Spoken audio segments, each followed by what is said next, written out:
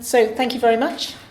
Setting a new direction. I think we are definitely on a journey and a shift, as Pete said, to shift from prevention, crisis prevention, to genuine, universal, targeted, primary, secondary, call it what you like, proper prevention.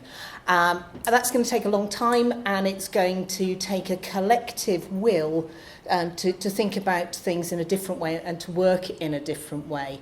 And I think we have a government, we have political leadership that have the willingness to do that, that have accepted the challenge, and we have a sector that are open to that. So we're starting in a really, really good place. So this is the bit where I realise I forgot to pick up the magic thing, and hope to goodness I can use it properly. Left. That'll be the other left then, will it? No, I turned it off. Oh, you've turned... All right. I was saving back. You were doing that deliberately, weren't you? You sabotaged my presentation. That's outrageous. Okay, where are we now? I won't cover most of this because this was at least one overlap score. But the Act, the 2014 Act, it remains the bedrock of our policy. It sets out the duties and the powers that we have in the system. Let's be fair, it's not perfect, but it's not bad as a bedrock, as a starting point. But despite that, we know that in the face of poverty, in the face of continued benefit freezes and austerity, that we have a rising tide. We are fighting against a growing number. The number of households threatened with homelessness increased by 18% in the last annual figures. That's a huge increase. And it had been relatively stable. So we're not quite sure. This is another job for the academics. You know, what suddenly, sorry about that, Pete, suddenly started to shoot those numbers up. But I know that people who are working in housing options teams in particular, and out on the street doing outreach, they're really feeling that increase, the flow of people through the system. Pete mentioned the rough sleepers versus homelessness as a whole issue. It is a real challenge. What do people mean? They talk about homelessness. Quite often they are talking about rough sleeping, and we face this challenge of, okay, we've got the last count, regardless of the fact that it may tell us more about what the weather was like on the day of the count than the actual situation. 150 odd people sleeping on our streets. Another 150 odd in our emergency hostels and accommodation. Behind that 20,000 figure that John alluded to of households who are either at risk of or actually homeless within 56 days or actually have lost their homes. And that is a very much different problem than looking at how do we resolve the outcomes for 150 or 300 individuals who have reached the most acute end of that homelessness scale. And if we do not tackle the entire 20,000 and support all of those households, we will never address the rough sleeping end, because we will have a constant supply of individuals, of households whose lives are spiralling towards that very, very crisis end of homelessness. So our concern, if you like, is that yes, 2014 Act, great, it's been heralded by lots of people. We're still really proud of it. We're really proud of what it does. But we are at a policy plateau. We're not alone in this. It's fairly classic. You introduce new policy, new legislation, you see a great impact, and then it starts to tail off. And the trick for us all, collectively, is trying to find the next things to do, the new things to do, so that actually we don't start to head back downhill to where we came from. I mentioned political ambition. I won't stop that there is plenty of political ambition from the very top. The First Minister, our own Minister Julie James, other ministers, collective cabinet view that there is a real issue here and that we collectively must address it.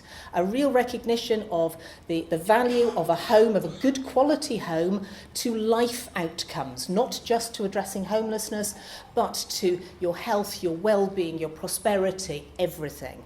So we've got that. More importantly, probably, we've got all of you. and everybody out there, and that collective ambition to crack this, to do the right thing, to find the answers and implement the answers. So in no way is the government's reflection that we need to do things differently a reflection of anything other than we know how hard people are working, but we also know that they are facing an increasing challenge, and that actually what we're collectively doing might not be the right things. Otherwise, we might be in a better position than we are. So our policy ambition is pretty straightforward. It's the right people in the right homes with the right support to sustain their tenancy. That's what we are collectively seeking to achieve. And I think that thing about the right people in the right homes with the right support is really vital, because you talk to people and the notion of find an empty building and convert it, build a stack of shipping containers. Those are not the right homes in the right places. We know from the evidence that if people have the right support networks, they are much more resilient to becoming homeless. So if we take people away from their friends or their support networks, be those formal or informal, if we place them in a home because it is a physical house somewhere or a roof, but it is miles away from the people that make their life enjoyable and worthwhile and supported, then we are setting them up to fail. And that doesn't work for any of us. So, as we've said, clarity of our policy ambition. We want to set clear leadership. We think that that's the government's role. But prevention has to be something different from perhaps what we've thought about in the past. We have hidden behind the legislation and 56 days. 56 days is not real prevention. Real prevention is happening way, way, way earlier than that. And as Pete says, 56 days is crisis point. If I have 56 days to manage to sort out my entire affairs, find somewhere new to live, I would call that a significant crisis in my life. And I have the support networks and the resilience to be able to address that challenge. Lots of people who find themselves there don't. So absolutely prevention, but a recognition that when it can't be prevented, we must ensure that homelessness is rare, brief, and unrepeated. Because the other thing that we do know from the evidence is that it is so incredibly damaging to the entire fabric of a life and to the life chances of the entire household. Children who experience homelessness during their childhood are given a lifetime challenge in terms of not repeating that cycle. We have to break that. Somebody mentioned our new strategic policy statement. I think this is probably the first thing, proof we're trying to do something different. When was the last time you saw a government strategy that thin? So, we are genuinely up for doing things differently. The strategic policy statement is intended to not set out everything that we think everyone should do for the next 10 years, but to actually just provide a policy framework. So it sets out some real fundamentals about how we want the policy framework to operate. At its centre, earliest preventions are the most effective, and let's be blunt, they are the most cost effective, both in short term and long term. Public services, not just a housing matter. If it was just about finding roofs, it wouldn't be easy, but it would be a darn sight easier than the multi-level challenge that we face in terms of making sure that people are supported and have a roof, but are also set up to succeed there. Person-centred and trauma-informed. There's been a huge amount of work in Wales around the ACEs agenda, psychologically and trauma-informed practice, but we are only at the very start of that. I recently had a conversation with some police colleagues who were talking about homelessness, and in particular street homelessness. And they were very open about the fact that they had invested heavily in engaging in the ACEs agenda, but were now looking to us to say, but what do we do about that? Our officers, our frontline officers, they understand that the reasons that led people to a street-based lifestyle may well be way back in their childhood and adverse childhood experiences. but they don't know quite how to translate that into changing their practice on the ground. So I think we have come a hugely long way and made huge inroads into this, but there is still more to do. And within a housing context, we've been working through Cymru's Cymru to develop path training, actually looking at whole organisation, trauma and psychologically informed practice, but it needs to go much wider than the housing sector itself. So it has to be about everybody who is working with that individual. 2014 Act as the last line of defence. We often use legislation as the kind of the first point that we go to. The legislation says you must, the legislation says you can, the legislation says you can't. The legislation should absolutely be the final line of defence. We should be operating way before the Act comes anywhere near individuals' lives. And that's about talking in terms of the spirit of the law, not necessarily the letter. And we know there is some excellent practice out there with people looking at the law, not looking at it in terms of what does it require us to do or prevent us from doing, but what does it facilitate. Actually, the whole ethos of it is about prevention, about working with individuals, that problem solving that Pete mentioned. And lastly, co-production and lived experience. The HAG, the Homelessness Action Group, it's a terrible acronym, HAG, is a demonstration of that. Actually, government coming out and saying, we don't know the answers, but actually we know the people who might have part of the answer. So if we get around a table, we can probably come up with a much better answer than government can in a darkened room somewhere, separated from everybody and anything. And through the Homelessness Action Group, there's been a widespread engagement with people with genuine lived experience. As one example, we need to do much more of that. Our policy and our practice needs to be firmly rooted in real experience and real evidence. So the obligatory turning the tanker, it is turning a tanker. We're not going to change the world overnight. We've been operating within the current legislative framework for 5 years. We've made huge inroads, but we are still only just coming around the corner to where we want to be. We are keen and clear. We are moving away from crisis focus. No more staircase earned rewards approaches to policy delivery. It has to be about real prevention. It has to be about long-term rapid rehousing. It's not going to change quickly, but it's a necessary change, and it's one that I have yet to find anybody working in the sector who actually disagrees with. This has to be the way to go, but it's going to take a little bit of pain, I suspect, to get there. Here comes the duplicate. It's a good slide there. Well done, Crisis. Pete referenced this slide earlier. Yes, we know that welfare is a significant factor. According to this evidence, actually it's the single biggest thing that if we changed it would have a positive impact. And Pete's right, it's not devolved, but there are things that we can do. We've worked hard with local authorities to make sure that the discretionary housing payment is absolutely spent up. Because why wouldn't we be spending the money that Westminster send over the border to us? They send it to us, in effect, to allow us to make up for the negative impact that some of the welfare decisions have had on individual households. So we are now fully utilising that, which is great. There are some other levers, as you say. We have free breakfasts in Wales. The way that we allocate free school meals, yes, devolved, and those powers are within our gift. We still have to find the money for them, but that's a different matter.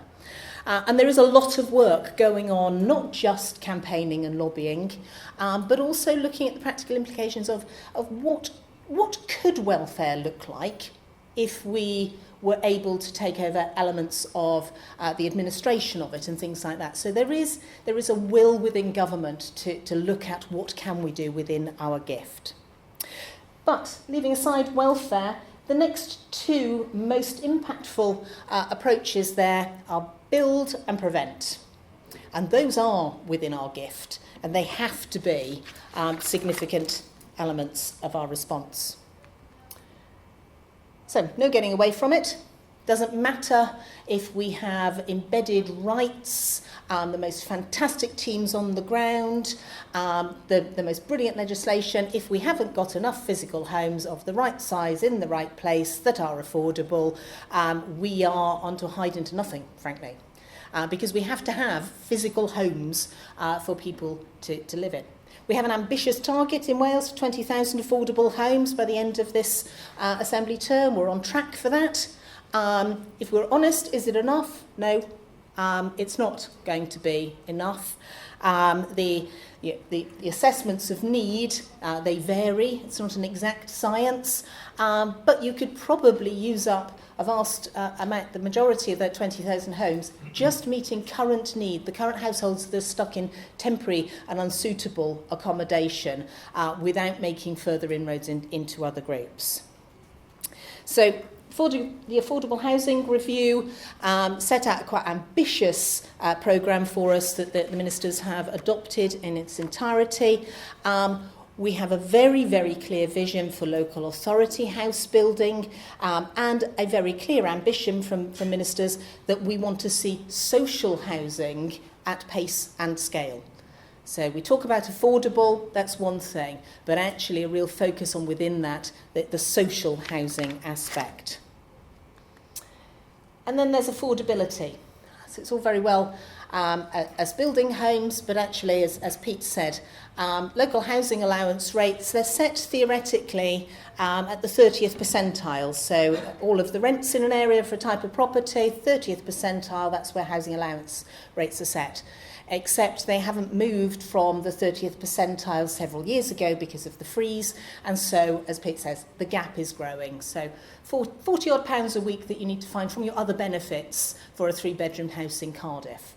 Now, some 93%, probably more if we ran the analysis again, of local housing allowances across Wales are no longer anywhere near the 30th percentile. That is quite scary if you are a family on benefits. But it also changes the policy landscape a little bit because local housing allowance doesn't apply to social tenants. So this hit is on those tenants, those individuals and households that are living in the private sector, in the private rented sector. And that's where we think quite a lot of our policy focus needs to be, because increasingly we're discharging homelessness duties into the private rented sector. It is an increasingly important part of the landscape. We can't build quickly. We can't build quickly enough. Doesn't matter how hard we try. So we have to do a lot of work to keep people in their homes, regardless of what sector they're in, and to focus on how we develop the private rented sector to be a real partner in this work. Loads and loads going on. I won't attempt to cover it all. We've mentioned no eviction into homelessness. I think this is one where consensus has definitely broken out. All we have to work out is how we actually do it. But the Minister has been very vocal and very, very clear on the fact that she finds it completely and wholly unacceptable that public institutions of whatever kind would ever actually evict somebody into homelessness. Now, there are occasions where eviction is the only answer. We accept that, but if you really have reached the end of a line, then there should be a plan for where that family, that household goes next, because it is self-defeating to evict and to move people into homelessness. We are working on implementing the Renting Homes Act 2016. I always feel slightly embarrassed when I say the 2016 Act that we haven't yet implemented. Nobody said things move quickly necessarily. But we are in a great place at the moment. We are working to implement it. Importantly, we're working to implement it with a few tweaks, the most significant of which will be, in effect, changing the structures so that in the event of a no-fault, I don't like the term, but everybody knows what I mean, eviction, that rather than 2 months' notice, a household gets 6 months' notice. You can work with a household if you've got 6 months to find their next housing solution. It also means that when that act comes through, actually you move into the private rented sector. The first point at which, if you adhere to the terms of your tenancy, you might be asked to leave that would actually be 12 months from the start of your tenancy. So you can't issue the eviction notice for the first 6 months, then you've got 6 months notice. That gives people a lot more stability, hopefully. We have recently issued a call for invitations of interest to a lease scheme, looking to work with local authorities for how can we secure private rented sector properties, in effect, where the local authority becomes the social landlord for those properties for 5 years, and importantly then sublets them in effect to households that need it with tenancy support. Because the tenancy support is the win-win for everybody. You know that your tenants are going to be set up to succeed. The landlord has the security of knowing not only are they going to get, okay, albeit a slightly lower rent because it's set at LHA, but they know they're going to get it and that their property is going to be looked after and their tenant is going to be supported and cared for. So really important piece of the jigsaw, we think, there. Somebody mentioned earlier arrears alert. We are doing some work on that because we want that to be about private sector as much as social sector, but this notion of the first time rent is short or late. That's the moment that you intervene, because we do know that families, most households, will prioritise rent over other bills. So by the time their rent is short or late, the first time, they are probably already in financial difficulty. And so if that's the first point that we get a flag, we should be straight in there with support. How can we sort it out? Because that's the most effective and the most cost-effective point to intervene. Landlord and tenant support, lots of work going on here with TypeHab and other partners looking at how we can provide some support for where there are mental health issues and things like that. Too much going on to get into any kind of detail here. The bottom one is quite important: trauma-informed and joined-up tenancy support and housing management.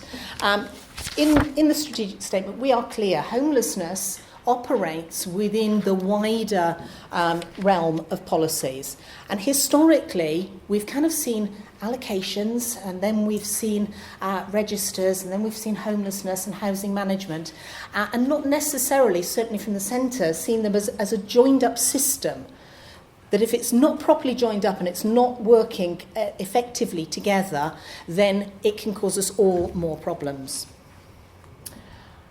We are starting young, preventing homelessness in its earliest form, very important to us. I'm not going to attempt to run through everything here, but I think the two main factors are working with the education system on early identification, taking some of the learning perhaps from Geelong and other programmes of actually what do we know about these young people and how do we intervene and try and prevent homelessness in its first instance, and also looking at the housing options for young people, because we know that we don't necessarily have the right provision to meet their needs. We tend, let's be fair, to build 3-bedroom family homes. If you look around any building site, that's what you see. It's 2- and 3-bedroom homes. It's not 1-bedroom shared housing options and supported housing options. We're changing, I'm very conscious of time, changing the way we fund. And nobody's going to like this. We're not sure it's the quantum necessarily as the way we're using the money. We spend a huge amount of money on the crisis end. We can't just cut that off and stop it, but we have to find a way to move that money back towards prevention. So we are restructuring our finances. We are looking at the things that we as government do to cause you all trauma, like asking you all to fill in repeated bids and monitoring forms and goodness knows what else, for penny pots of money, rather than just saying, here is the big lump of money. And if you add up just the main funding streams that we put out, it comes up to 150 odd million. But it's all divvied up into little bits. So we've got to do it differently, and the Housing Support Grant gives us the opportunity to do that. Yep. We are almost there. No, that's not so good. That one's a better one. When prevention fails, focus on what we know works and avoid what doesn't. Again, Pete says we don't have a huge amount of evidence here, but we do know that hostels and emergency centres, they don't actually do very much to prevent, relieve and long-term address homelessness. So actually we do know something of what works and what doesn't work.